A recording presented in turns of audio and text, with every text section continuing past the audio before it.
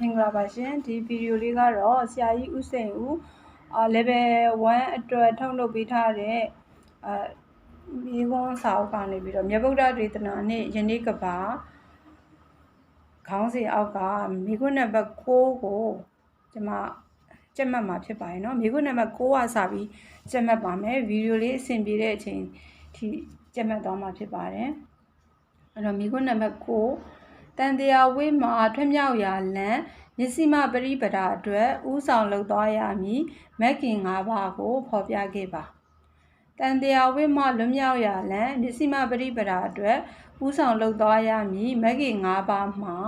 1တမာဒိဋ္ဌိမှန်ကန်စွာသိခြင်း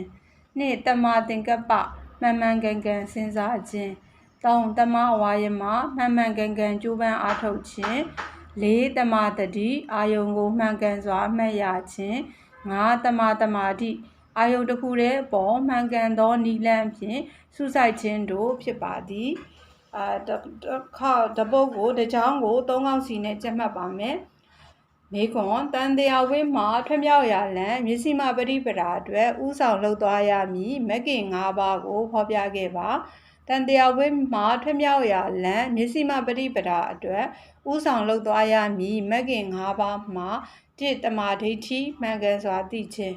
တမာဒိဋ္ဌိမှန်ကန်စွာသိခြင်းတမာဒိဋ္ဌိမှန်ကန်စွာသိခြင်းတမာသင်္ကပ္ပမှန်မှန်ကန်ကန်စဉ်းစားခြင်းတမာသင်္ကပ္ပမှန်မှန်ကန်ကန်စဉ်းစားခြင်းတမာသင်္ကပ္ပမှန်မှန်ကန်ကန်စဉ်းစားခြင်းတမာဝါယမမှန်မှန်ကန်ကန်ကြိုးပမ်းအားထုတ်ခြင်းတမာဝါယမမှန်မှန်ကန်ကန်ကြိုးပမ်းအားထုတ်ခြင်းတမာဝါယမမှန်မှန်ကန်ကန်ကြိုးပမ်းအားထုတ်ခြင်းတမာတတိအာယုံကိုမှန်ကန်စွာအမှတ်ရခြင်းတမာတတိအာယုံကိုမှန်ကန်စွာအမှတ်ရခြင်းတမာတတိအာယုံကိုမှန်ကန်စွာအမှတ်ရခြင်း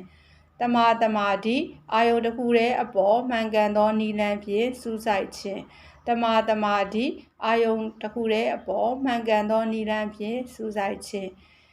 တမာတမာတိအာယုံတစ်ခုတည်းအပေါ်မှန်ကန်သောနိလန့်ဖြင့်စူးစိုက်ခြင်းတို့ဖြစ်ပါသည်အစအဆုံးပြန်ပြီးရွေးကြည့်ပါမယ်တန်တရားဝိမှာထွတ်မြောက်ရာလမ်းမျက်စိမပရိပဒါအတွက်ဥဆောင်လုပ်သွားရမည်မက်ကင်၅ပါးကိုဖော်ပြခဲ့ပါတန်တရားဝိမှာထွတ်မြောက်ရာလမ်းမျက်စိမပရိပဒါအတွက်ဥဆောင်လုပ်သွားရမည်မက်ကင်၅ပါးမှာ1တမာဒိဋ္ဌိမှန်ကန်စွာသိခြင်း2တမာသင်္ကပ္ပမှန်မှန်ကန်ကန်စဉ်းစားခြင်း3တမာဝါယမမှန်မှန်ကန်ကန်ကြိုးပမ်းအားထုတ်ခြင်း4တမာတတိအာယုံကိုမှန်ကန်စွာအမှတ်ရခြင်း5တမာတမာတိအာယုံတစ်ခုတည်းအပေါ်မှန်ကန်သောနိလန့်ဖြင့်စူးစိုက်ခြင်းတို့ဖြစ်ပါသည်မိခွန်းနံပါတ်10ဗုဒ္ဓဟောကြာ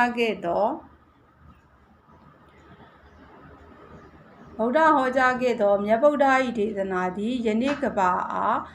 အကျိုးပြုနိုင်ပုံကိုခြုံငုံတင်ပြခဲ့ပါဗုဒ္ဓဟောကြားခဲ့သောမြတ်ဗုဒ္ဓ၏ဒေသနာသည်ယနေ့ကဘာအားအကျိုးပြုနိုင်ပုံကိုခြုံငုံတင်ပြရသောဗုဒ္ဓ၏ဒေသနာတော်များသည်လူသားတို့အတွက်အခြေအနေကောင်းဟိတာယကိုဖြစ်ပေါ်စေပြီးချမ်းသာဒုက္ခကိုရစေနိုင်သောတရားများဖြစ်သည်နိဗ္ဗာန်ချမ်းသာရရန်တခုတည်းမဟုတ်တန်ត្រာတွင်လည်းကျင်လည်စဉ်၌လည်း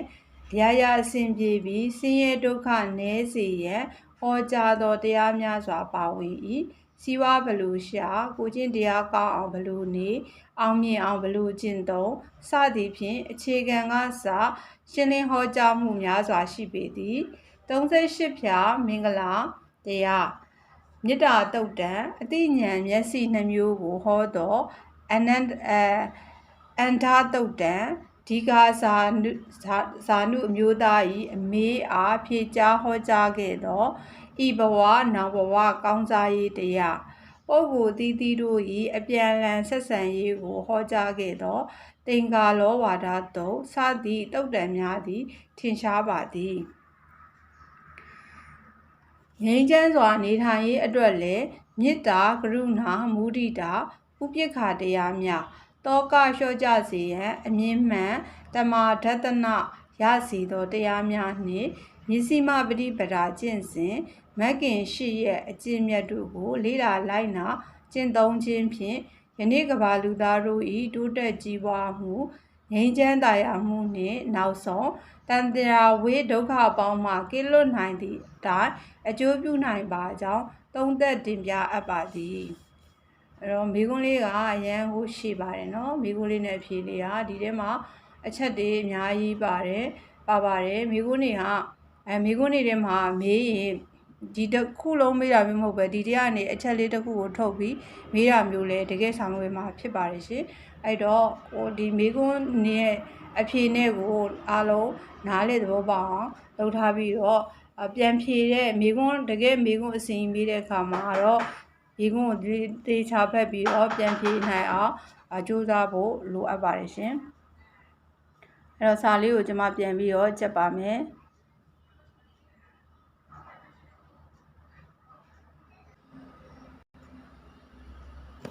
ဗုဒ္ဓဟောကြားခဲ့သောမြတ်ဗုဒ္ဓ၏ဒေသနာသည်ယနေ့ကဘာအကျိုးပြုနိုင်ပုံကိုခြုံငုံတင်ပြခဲ့ပါ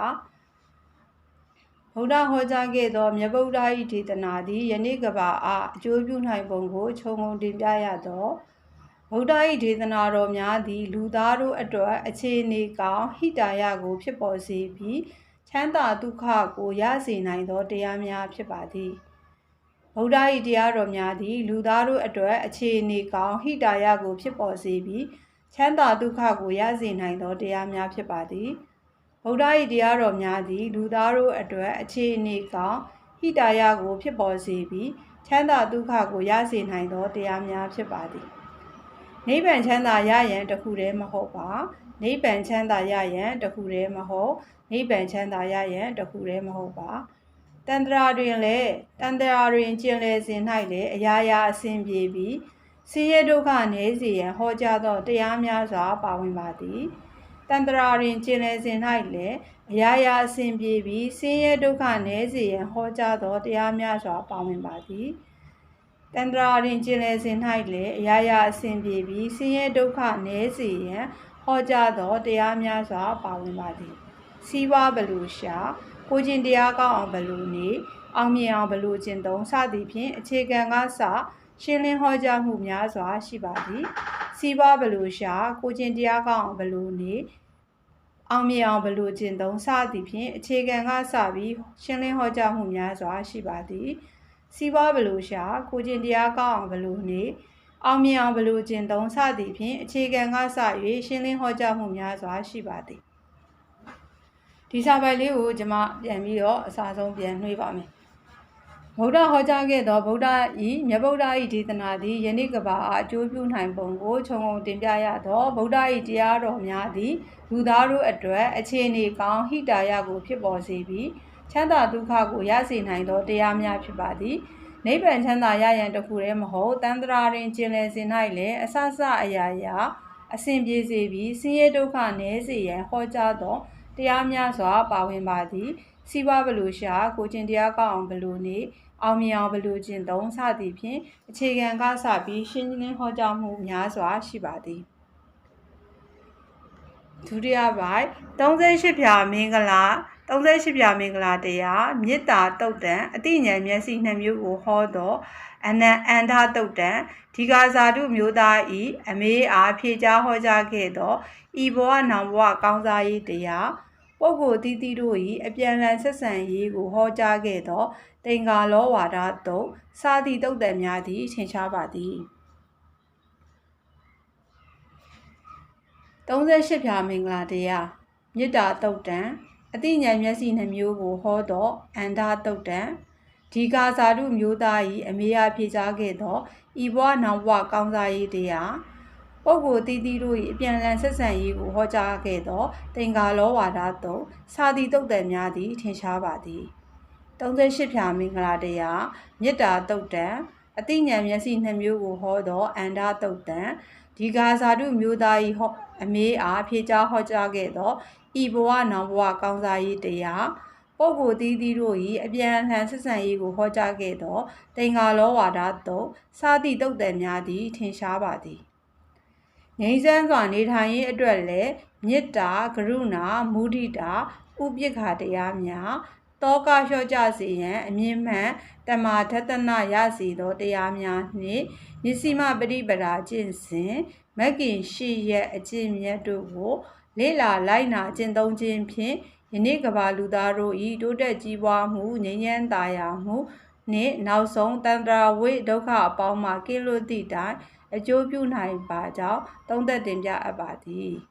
။စာပိုင်လေးရှိတဲ့အတွက်ဖြတ်ပြီးတော့သုံးခေါက်စီရွတ်ပါမယ်။ငြိမ်းချမ်းစွာနေထိုင်ရေးအတွက်လည်းမေတ္တာကရုဏာမုဒိတာဥပိ္ပခာတရားများငြိမ်းချမ်းစွာနေထိုင်ရေးအတွက်မေတ္တာကရုဏာမုဒိတာဥပိ္ပခာတရားများငြိမ်းချမ်းစွာနေထိုင်ရေးအတွက်မေတ္တာကရုဏာမုဒိတာဥပိ္ပခာတရားများတောကလျှော့ကြစေရန်အမြင်မှန်တမာဒသနာရစီသောတရားများတောကလျှော့ကြစေရန်အမြင်မှန်တမာဒသနာရစီသောတရားများနှင့်တောကလျှော့ကြစေရန်အမြင်မှန်တမာဒသနာရစီသောတရားများနှင့်မျက်စိမှပရိပဒါကျင့်စဉ်တောကလျော့ကြစေရန်အမြင်မှန်တမာဒသနာရစီသောတရားများနှင့်မျက်စိမှပရိပဒါကျင့်စဉ်တောကလျော့ကြစေရန်အမြင်မှန်တမာဒသနာရစီသောတရားများနှင့်မျက်စိမှပရိပဒါကျင့်စဉ်မဂ်ခင်ရှိရဲ့အကျင့်မြတ်တို့ကိုလေးလာလိုက်နာကျင့်သုံးခြင်းဖြင့်ယနေ့ကမ္ဘာလူသားတို့၏တိုးတက်ကြီးပွားမှုငြိမ်းချမ်းသာယာမှုနှင့်နောက်ဆုံးတန္တရာဝိဒုက္ခအပေါင်းမှကင်းလွတ်သည့်တိုင်အကျိုးပြုနိုင်ပါကြောင်းသုံးသပ်တင်ပြအပ်ပါသည်မဂ်ခင်ရှိရဲ့အကျင့်မြတ်တို့ကိုလေးလာလိုက်နာကျင့်သုံးခြင်းဖြင့်မဂ်ခင်ရှိရဲ့အကျင့်မြတ်တို့ကိုလေးလာလိုက်နာကျင့်သုံးခြင်းဖြင့်ယနေ့ကမ္ဘာလူသားတို့၏ကြီးပွားတိုးတက်မှုငြိမ်းချမ်းသာယာမှုနှင့်နောက်ဆုံးတန္တရာဝိဒုက္ခအပေါင်းမှကင်းလွတ်သည့်တိုင်အကျိုးပြုနိုင်ပါကြောင်းသုံးသပ်တင်ပြအပ်ပါသည်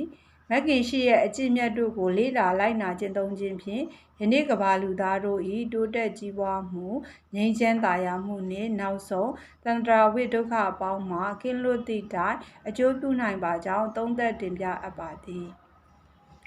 စာဆုံးတစ်ခေါက်ပြန်ပြီးတော့ဖတ်ပါမယ်ရှင်ဒီခွန်းလေးရစပြီးတော့ဖတ်ပါမယ်ဗုဒ္ဓဟောကြားခဲ့သောမြတ်ဗုဒ္ဓ၏ဒေသနာသည်ယနေ့ကမ္ဘာအားအကျိုးပြုနိုင်ပုံကိုခြုံငုံတင်ပြခဲ့ပါဗုဒ္ဓဟောကြားခဲ့သောမြတ်ဗုဒ္ဓ၏ဒေသနာသည်ယနေ့ကမ္ဘာအားအကျိုးပြုနိုင်ပုံကိုခြုံငုံတင်ပြရသောဗုဒ္ဓ၏ဒေသနာတော်များသည်လူသားတို့အတွက်အခြေအနေကောင်းဟိတာယကိုဖြစ်ပေါ်စေပြီးချမ်းသာဒုက္ခကိုရစေနိုင်သောအရာများဖြစ်ပါသည်နိဗ္ဗာန်ချမ်းသာရရန်တခုတည်းမဟုတ်တန်တရာတွင်ကျင်လည်စေ၌လည်းအရာရာအစဉ်ပြေပြီးဆင်းရဲဒုက္ခနည်းစေရန်ဟောကြားသောတရားများစွာပါဝင်ပါသည်စီးပွားဘယ်လိုရှာကိုကျင့်တရားကောင်းအောင်ဘယ်လိုနေအောင်မြင်အောင်ဘယ်လိုကျင့်သုံးစသည်ဖြင့်အခြေခံကစပြီးရှင်းလင်းဟောကြားမှုများစွာရှိပါသည်38ဖြာမင်္ဂလာတရားမေတ္တာတုတ်တံအသိဉာဏ်မျက်စိနှမျိုးကိုဟောကြားသောအန္တတုတ်တံဒီကာဇာတုမျိုးသား၏အမေအားဖြေကြားဟောကြားခဲ့သောဤဘဝနောက်ဘဝကောင်းစားရေးတရားပုဂ္ဂိုလ်သီးသီးတို့၏အပြန်အလှန်ဆက်ဆံရေးကိုဟောကြားခဲ့သောသင်္ကာလောဝါဒတုစသည့်တုတ်တယ်များသည်ထင်ရှားပါသည်ငြိမ်းချမ်းစွာနေထိုင်ရေးအတွက်လည်းမေတ္တာကရုဏာမုဒိတာဥပိ္ပခာတရားများတောကလျှော့ကြစေရန်နှင့်အမြင်မှန်တမာဒသနာရစေသောတရားများနှင့်မျက်စိမှပရိပဒါကျင့်စဉ်မဂ်ခင်ရှိရဲ့အကျင့်မြတ်တို့ကိုလေးလာလိုက်နာကျင့်သုံးခြင်းဖြင့်ယနေ့လူသားတို့၏တိုးတက်ကြီးပွားမှုငြိမ်းချမ်းသာယာမှုနှင့်နောက်ဆုံးတန္တရာဝိဒုက္ခအပေါင်းမှကင်းလွတ်သည့်တိုင်အကျိုးပြုနိုင်ပါကြောင်းသုံးသပ်တင်ပြအပ်ပါသည်အဲ့တော့ဒီဗီဒီယိုလေးမှာကတော့ဒီလောက်ပဲအဆုံးသတ်ပြီးပြီးဆုံးသွားပါတယ်နောက်ဗီဒီယိုလေးမှာတော့စိတ်ညစ်ခြင်းများကိုဖယ်ရှားခြင်းနဲ့ပတ်သက်တဲ့ဗီဒီယိုလေးများကိုတင်ကြားပေးမှာဖြစ်ပါတယ်အားလုံးပဲကျမတဲ့ဗီဒီယိုဖိုင်လေးတွေကိုနားထောင်ပြီးတော့အားလုံးအဆင်ပြေပြေဖြေနိုင်ပါစေလို့ဆုတောင်းမေတ္တာပို့သအပ်ပါတယ်ရှင်